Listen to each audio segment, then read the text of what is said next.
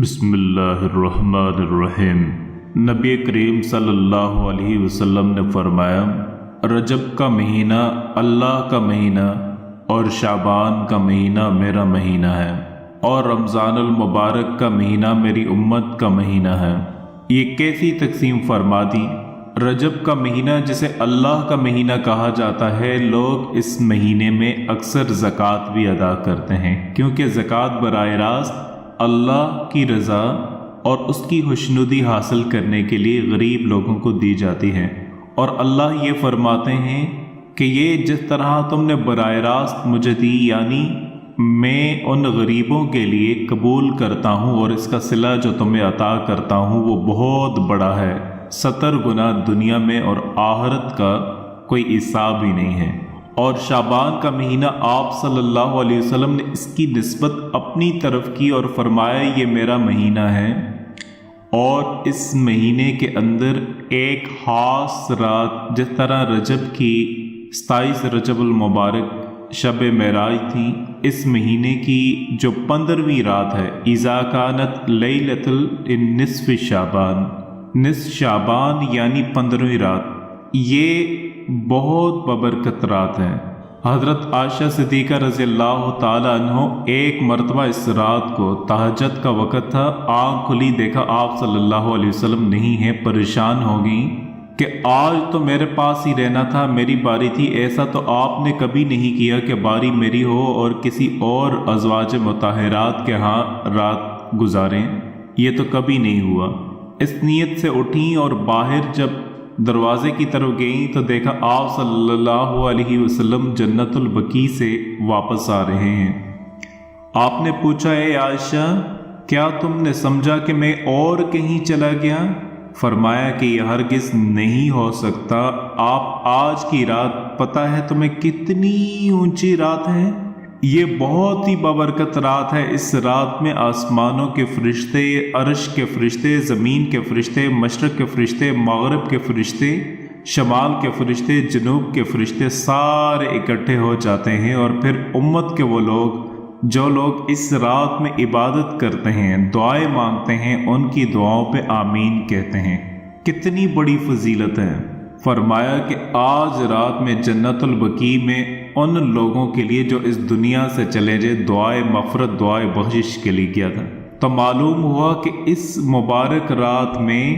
قبرستان پہ جا کے اپنے دوست، احباب، ماں باپ، بہن بھائی جو دنیا سے چلے گئے ہیں، بلکہ آپ صلی اللہ علیہ وسلم کی ساری امت کے لیے بخشش اور مغفرت کی دعا بھی کر سکتے ہیں۔ کتنی بڑی فضیلت ہے۔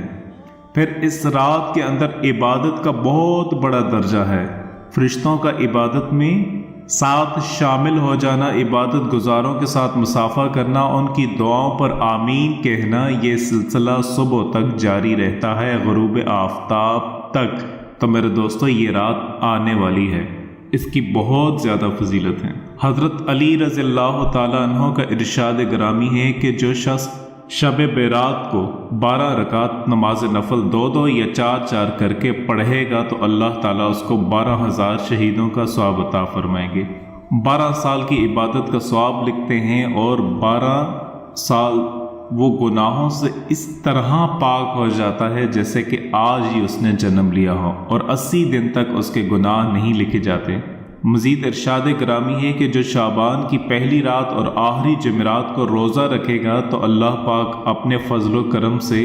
اس کو جنت میں جگہ عطا فرمائیں گے۔ تو میرے دوستو، خاتون جنت حضرت فاطمہ رضی اللہ تعالیٰ عنہ فرماتی ہیں کہ جو شخص 8 رکعت نماز نفل یعنی 8 رکعت اکٹھے اسلام کے ساتھ ادا کرے اور اس کا ثواب مجھے پہنچائے، تو میں اس وقت تک جنت میں قدم نہ رکھوں گی جب تک کہ اس شخص کی بخشش نہ کروا دوں۔ اور نفل پڑھنے کا طریقہ کچھ اس طرح سے انہوں نے بتایا ہے کہ سورہ فاتحہ یعنی الحمدللہ پڑھنے کے بعد 11 مرتبہ سورہ اخلاص یعنی قل هو اللہ احد پڑھے، پھر ہر 2 رکعت کے بعد اتحیات میں بیٹھے اور پوری اتحیات پڑھے اور سلام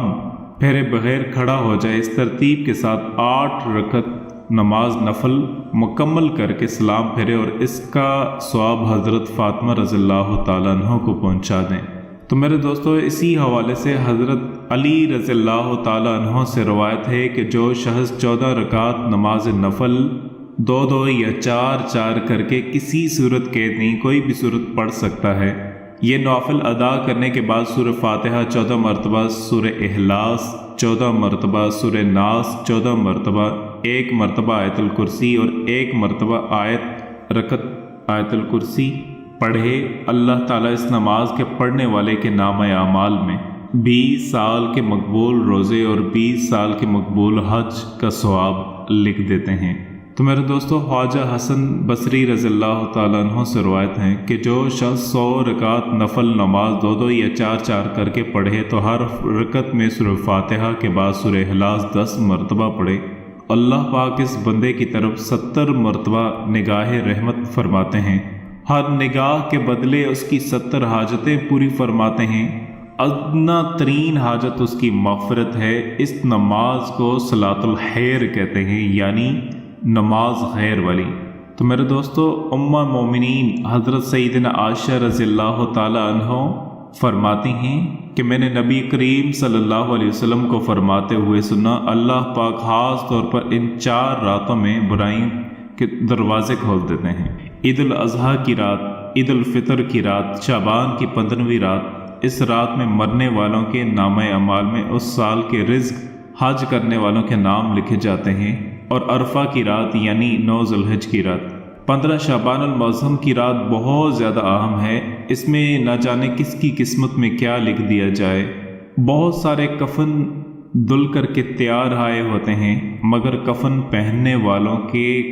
بارے میں کوئی پتہ نہیں ہوتا کہ کفن پہننے والے بازاروں میں گھوم پھر رہے ہوتے ہیں۔ بہت سارے لوگ ایسے ہوتے ہیں جن کی قبریں کھودی ہوئی تیار ہوتی ہیں اور ان میں دفن ہونے والے خوشیوں میں مست ہوتے ہیں، اور بہت سارے لوگ ہنس رہے ہوتے ہیں حالانکہ ان کی موت کا وقت قریب آ چکا ہوتا ہے۔ بہت سارے مکانات کی تعمیرات کا کام مکمل ہونے والا ہوتا ہے، مگر ساتھ ہی ان کے جو مکان کے مالک ہوتے ہیں ساتھ ہی ان کے سر کا کفن بھی سر پہ پہنچ چکا ہوتا ہے۔ میرے دوستو حضرت عائشہ صدیقہ رضی اللہ تعالی عنہ فرماتی ہیں کہ حضور اکرم صلی اللہ علیہ وسلم نے ارشاد فرمایا، میرے پاس جبرائیل امین آئے اور انہوں نے کہا کہ شعبان کی 15ویں رات ہے، اس رات میں اللہ پاک جہنم سے اتنے لوگوں کو آزاد فرماتے ہیں جتنے بنی کلب کی بکریوں کے بال ہیں، مگر کافر اور عداوت والے، رشتہ کاٹنے والے، ٹخنوں سے نیچے کپڑا لٹکانے والے اور والدین کی نافرمانی کرنے والے اور شراب کے عادی، ان لوگوں پر اللہ تعالیٰ نظر رحمت نہیں فرماتے۔ امام غزالی رحمۃ اللہ علیہ فرماتے ہیں، شراب کا عادی،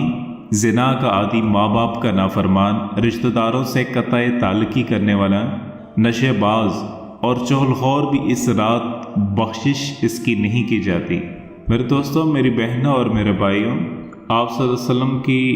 حدیث مبارکہ آپ کو میں ایک بتانا چاہتا ہوں۔ جب 15 شعبان کی رات آئے تو اس میں قیام یعنی عبادت کرو کہ دن میں روزے رکھو۔ یہ شب اللہ پاک غروب آفتاب کے بعد پہلے آسمان پر آئے ہوتے ہیں اور کہتے ہیں کہ ہے کوئی مجھ سے مغفرت طلب کرنے والا کہ میں اسے بخش دوں، ہے کوئی روزی طلب کرنے والا کہ میں اس کو روزی دوں، ہے کوئی مصیبت زدہ کہ میں اسے عافیت عطا کروں، ہے کوئی ایسا، اور یہ اس وقت تک فرماتے ہیں کہ جب تک فجر طلوع ہو جائے۔ تو میرے دوستوں، میری بہنوں، میرے بھائیوں، شب برات میں اعمال نامے تبدیل ہوتے ہیں، لہٰذا ان کی 14ویں شعبان المبارک کو بھی اگر روزہ رکھ لیا جائے تاکہ اعمال نامے کے آخری دن بھی روزہ ہو۔ 14 شعبان عصر کی نماز پڑھ کے مسجد میں نفلی اعتکاف کی نیت سے قیام کیا جائے تاکہ اعمال نامہ تبدیل ہونے کے آخری لمحات میں مسجد کی حاضری اور اعتکاف لکھا جائے۔ میری تو دعا ہے اللہ پاک کسی کو بھی اس رات سے محروم نہ کرے، اس رات کی عبادت سے میرے کسی بھائی کو، میری کسی بہن کو، کسی بیٹی کو اللہ پاک محروم نہ کرے۔ اللہ ہر ایک کو یہ توفیق دے، بلکہ بچوں کو بھی جس قدر ہو سکے اس رات میں جگائیں، پوری رات مت جگائیں، تھوڑی دیر کے لیے وہ بھی دعا میں شامل ہو جائیں۔ ان کے معصوم ہاتھ اللہ کے عرش کو ہلا کے رکھ دیں گے اور گھر کے اندر خیر و برکت کا ذریعہ بن جاتا ہے۔ اسی حوالے سے مختصر سا وظیفہ آپ کو بتاتا ہوں، یا حی یا قیوم برحمتک استغیث، اس رات میں کثرت کے ساتھ پڑھ کے دعا مانگیں۔ یہ دو نام ہیں اللہ کے، یا حی یا قیوم۔ جب بندہ یہ کہتا ہے رحمتک استغیث، یا اللہ تو اپنی رحمت سے میری مدد فرما، آپ جس چیز کی بھی دعا مانگیں گے اللہ پاک آپ کی مغفرت فرمائیں گے۔ اللہ پاک اس رات کو مجھے اور تمام میرے دوستوں بہنوں بھائیوں کو عبادت کرنے کی توفیق عطا فرمائے۔ وآخر دعوانا ان الحمد للہ رب العالمین۔